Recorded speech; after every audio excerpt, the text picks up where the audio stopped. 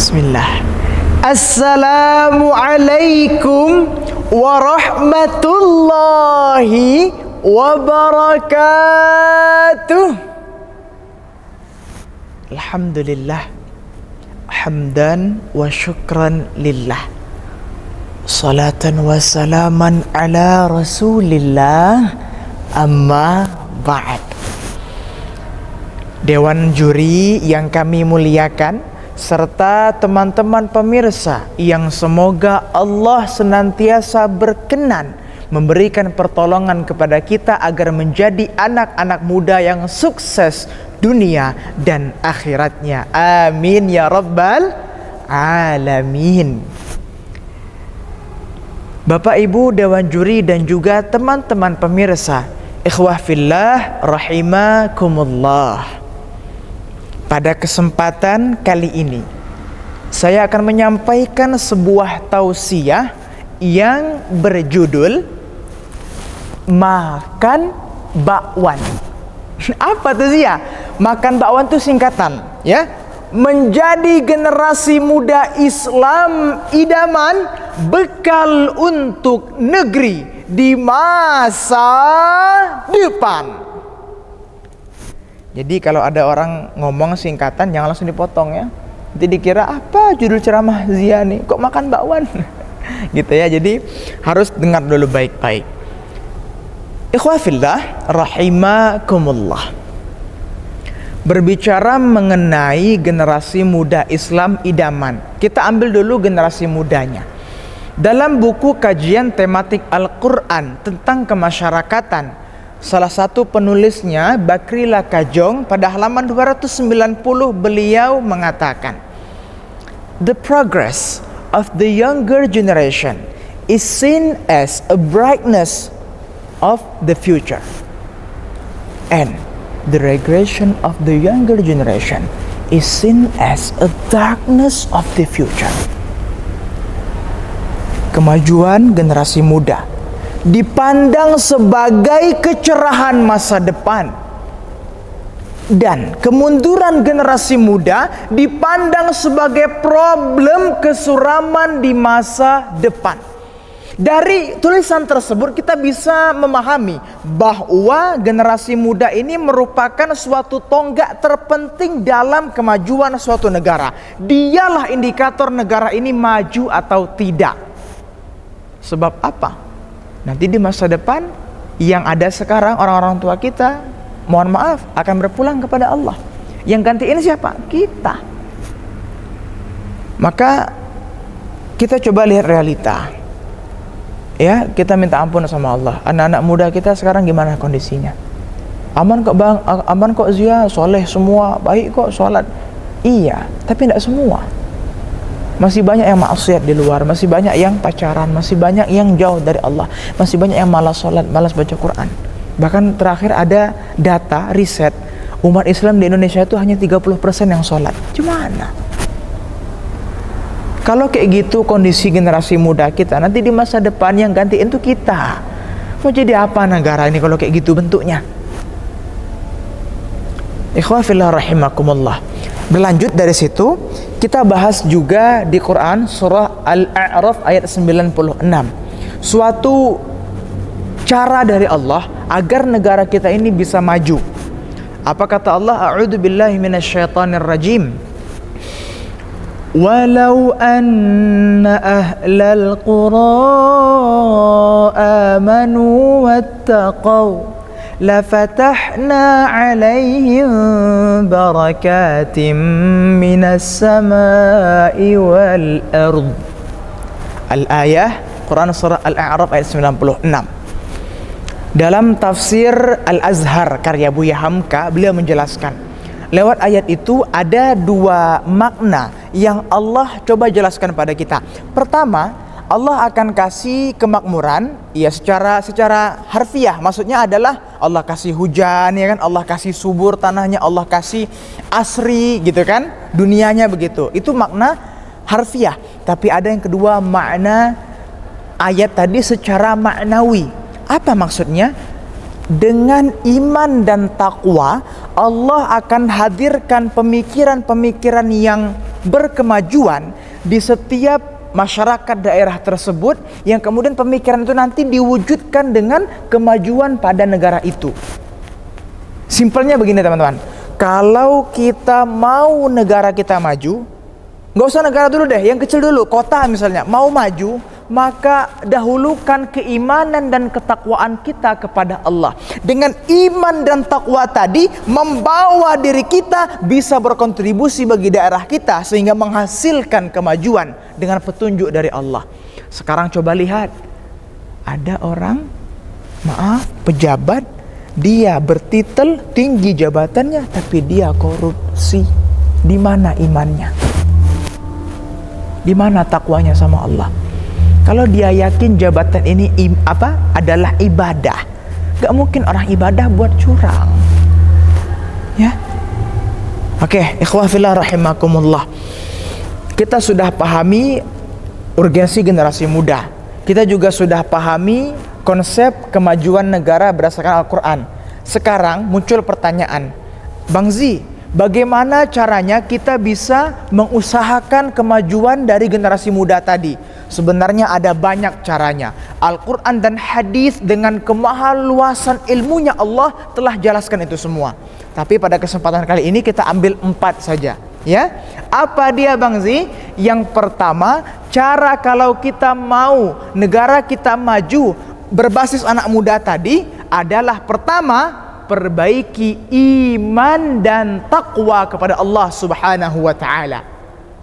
Kata Allah dalam Al-Qur'an, A'udzu billahi minasyaitonir rajim. Ya ayyuhalladzina amanu udkhulu fis-silmi kaffah. Al-ayah. Quran surah Al-Baqarah ayat 208 halaman sebelah kiri di dekat bawah. Teman-teman, dalam tafsir Al-Azhar karya Buya Hamka, beliau menjelaskan bahwa kita sebagai umat Islam itu jangan setengah-setengah berislam. Kalau mau masuk Islam, masuk semua, menyeluruh.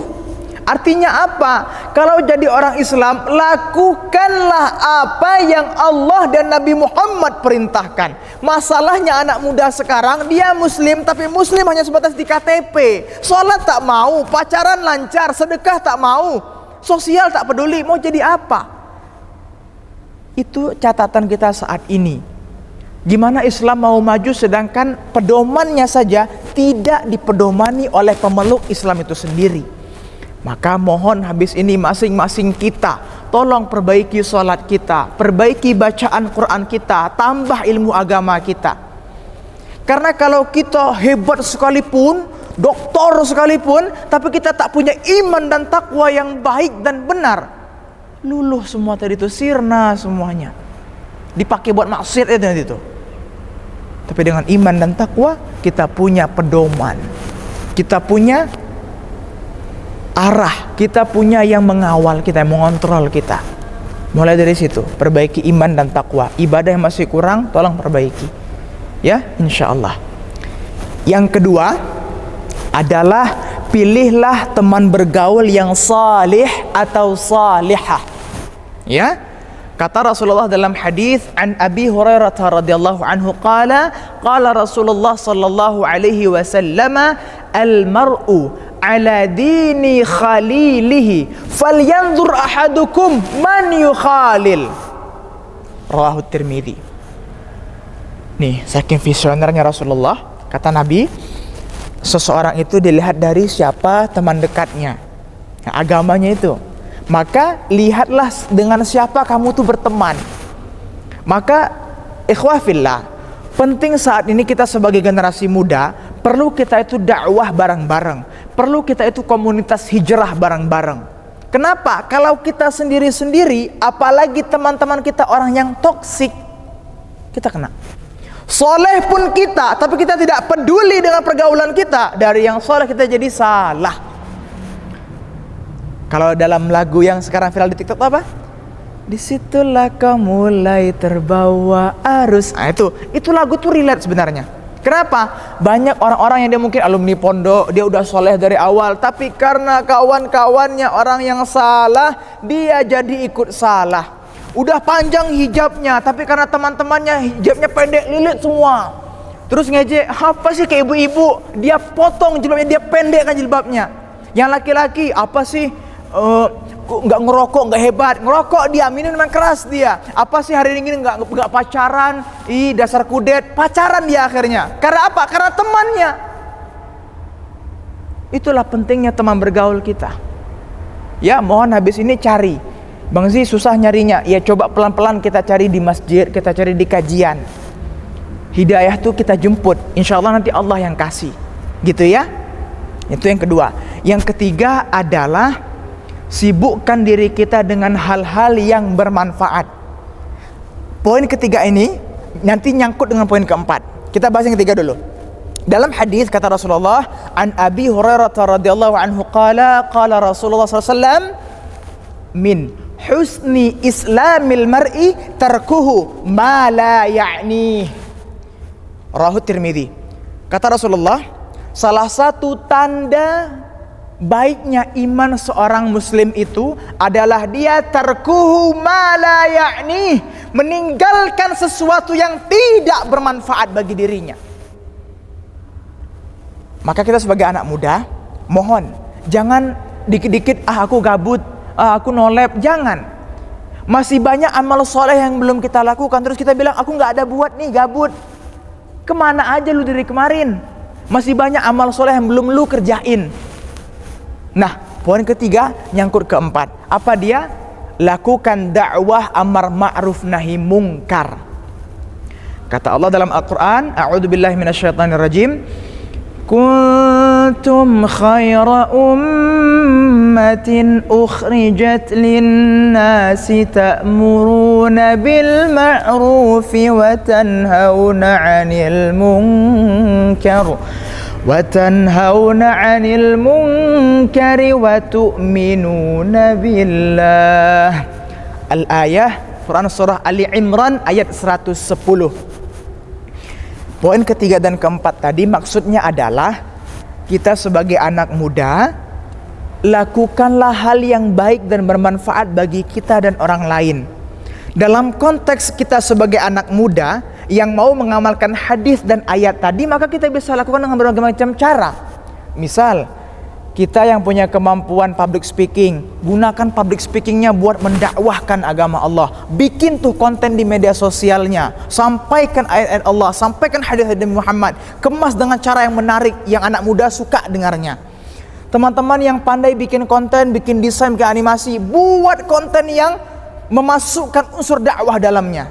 Kita kalahkan konten-konten yang tak baik di luar sana tuh.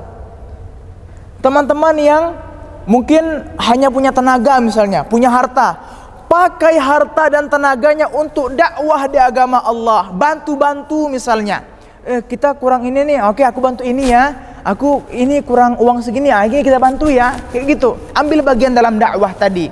Apalagi misalnya baca buku. Anak muda sekarang jarang mau baca buku. Gimana mau maju Islam nih? Orang di luar Islam tuh banyak baca buku, makanya maju mereka. Kita malas baca buku. Baca buku misalnya, apalagi kita banyak-banyak diskusi, banyak-banyak sharing sama teman-teman seperti itu, biar banyak pula pengetahuan kita. Apalagi misalnya berolahraga. Banyak anak-anak muda sekarang malas mau olahraga, jadinya lemas badannya, nggak bisa mau kuat ibadah. Paksain buat olahraga, apa kayak nge-gym, kayak kardio, kayak lari, kayak push up, kayak apa kayak gitu. Banyak di YouTube tutorialnya olahraga. Dengan semua amalan-amalan baik yang kita anak-anak muda lakukan tadi, itulah yang membantu kita untuk memajukan Islam. Nggak usah yang muluk-muluk dulu. Yang penting kita bisa lakuin dulu sebentar-sebentar, jadilah. Allahu Akbar. Bapak Ibu Dewan Juri dan juga teman-teman pemirsa, ikhwah fillah rahimakumullah. Terima kasih atas segala perhatian dan mohon maaf atas segala kekurangan. Semoga yang sedikit ini ada manfaatnya dan semoga Allah mudahkan kita untuk mengamalkannya insyaallah. Wabillahi taufiq wal hidayah. Wassalamualaikum warahmatullahi wabarakatuh.